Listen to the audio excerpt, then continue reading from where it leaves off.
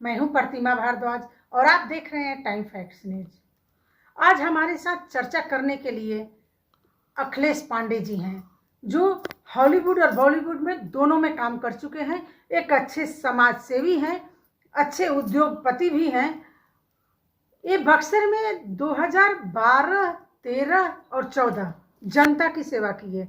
14 में इन्हें किन्हीं कारणवश टिकट नहीं मिला, लेकिन ये जनता की लगातार सेवा करते रहे। आज हमारे साथ हैं अखिलेश पांडे जी, और बक्सर की जनता चाहती है इन्हें अपना नेता मानना, अपना एमपी चुनना। तो टिकट तो बीजेपी के हाथ में है, टिकट देती है या नहीं देती है, लेकिन बक्सर की जनता इन्हें अपना नेता मानती है। और हम अखिलेश पांडे जी से बात करेंगे कि अगर उन्हें बीजेपी टिकट दे देती है और वो बक्सर में आते हैं एमपी के लिए, तो बक्सर में क्या क्या विकास करेंगे, क्या विकास हुआ है, क्या नहीं हुआ है। तो आइए हम जानते हैं अखिलेश पांडे जी से बक्सर के लिए वो क्या करेंगे। मेरे मिट्टी का है, मेरे घर का हो और आप वहाँ के हैं। चौबे जी के कार्यकाल 9 साल हो गया, पूरा होने जा रहा है दूसरा कार्यकाल। विकास कुछ दिख नहीं रहा है, इसलिए जनता उन्हें नहीं चाहती है कि इस बार तीसरा मौका दें।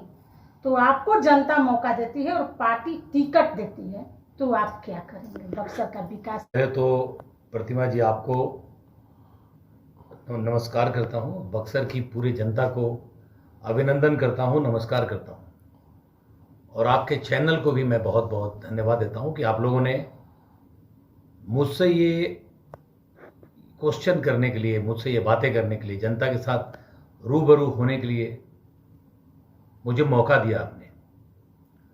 आपने कहा कि बक्सर की जनता मुझे नेता के रूप में देखना चाहती है।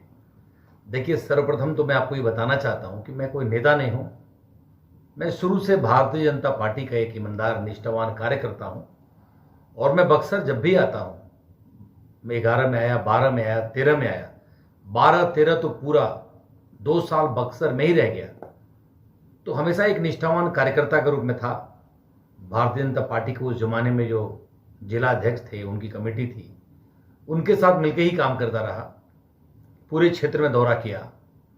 बक्सर लोकसभा में करीबन 6 विधानसभा है, 4 बक्सर में, एक भभुआ में रामगढ़ पड़ता है और एक दूसरा रोहतास में दिनारा। सारे उस जमाने के कार्यकर्ता, और आज भी 6 विधानसभा में लोग मुझे जानते हैं, मानते हैं, प्यार देते हैं। और जब भी जाता हूं तो लोग चाहते हैं कि उनके यहां जाकर मैं भोजन करूं, बैठूं। और इतना मान सम्मान जो मुझे बक्सर क्षेत्र के लोगों ने दिया, वो मेरे लिए बहुत काफ़ी है।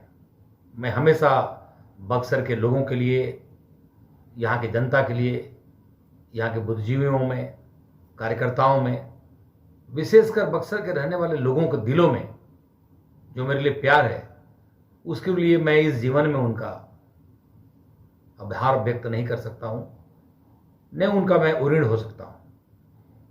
तो ये बात रही नेता की। मैं नेता नहीं, मैं कार्यकर्ता हूँ। रहा बात बक्सर लोकसभा के प्रत्याशी के रूप में चुनने का, तो ये सुनहरा मौका मुझे लगता था कि 14 में मिल जाएगा। मैं बहुत ही युवा और ऊर्जावान, मेरी उम्र बहुत कम थी। लोग कहते थे इतना कम उम्र का व्यक्ति सांसद अगर चला जाएगा, बनकर चला जाएगा, तो बक्सर में एक अलग उलगुलान आ जाएगी। मौका नहीं मिला, भाग्य विधाता होता है। और पार्टी के बड़े नेता थे, विद्यार्थी परिषद से जुझारू नेता थे अश्विनी चौबे, उनको पार्टी ने उतारा। तो मैं उनके साथ साथ उनके चुनाव के प्रचार में रामगढ़ में मन से भी लोगों को कहा कि भाई ये बड़े नेता हैं, जनता मुझे फिर मौका देगी, पार्टी मुझे भविष्य में मौका देगी। राजनाथ जी भी थे उस समय के पार्टी अध्यक्ष। सब लोगों ने कहा अखिलेश तुम्हारे पास बहुत मौका आएंगे। तो ठीक है, मैं उस समय से लेकर आज तक जनता के बीच जब कोई बुलाते हैं, हमारे प्रेमी जन, बक्सर की धरती पे घूमते रहता हूँ, यहाँ की धरती को नतमस्तक करने आते रहता हूँ। और जो भी कार्यकर्ता या हमारे चाहने वाले या कोई शुभचिंतक मुझे बुलाते हैं, उनके सुख दुख में शामिल होते रहता हूँ। और मुझे लगता है 14 से लेकर ये 23 चल रहा है, करीब 9 सालों में ऐसा कोई महीना 2 महीना नहीं हुआ होगा जब मैं 1-2 बात दोहरा नहीं कर लेता हूँ। तो जो भी सामाजिक लोग हैं, सामाजिक व्यवस्था से जुड़े हुए हैं, वो लोग मुझे जानते हैं, लेकिन मैंने कोई यहाँ पर जुझारूपन दिखाने का काम नहीं किया। कोई जनता के मुद्दे के लिए मैंने कोई बहुत फाइट नहीं किया, क्योंकि हमारे पार्टी में एक व्यवस्था है, उस व्यवस्था के हिसाब से पार्टी चलती है, और उस व्यवस्था में अश्विनी चौबे सक्षम थे।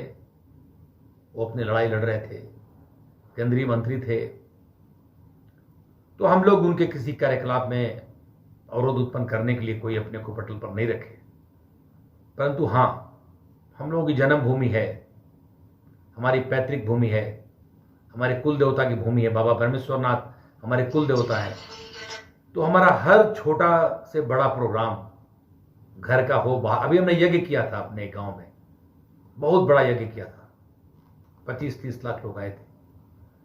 तो हम तो आते रहते हैं क्षेत्र में, और क्षेत्र को समझते हैं, हमारे पूर्वजों की भूमि है, हम यहाँ के सुख दुख में वाकिफ है, हमारी रिश्तेदारी है, गांव गांव में हमारे रिश्तेदार हैं, तो आना जाना रहता है। तो यहाँ पर क्या समस्याएं हैं, क्या नहीं है, एक लोकल आदमी होने की वजह से मैं जानता हूँ बक्सर को, यहाँ की समस्याओं को, और एक वैश्विक स्तर का व्यक्ति मैं हूँ।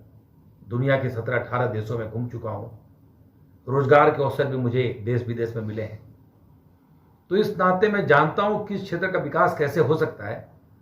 और मोदी जी ऐसे सशक्त प्रधानमंत्री के रहते, तो छोटी से छोटी बातों पर इतना ध्यान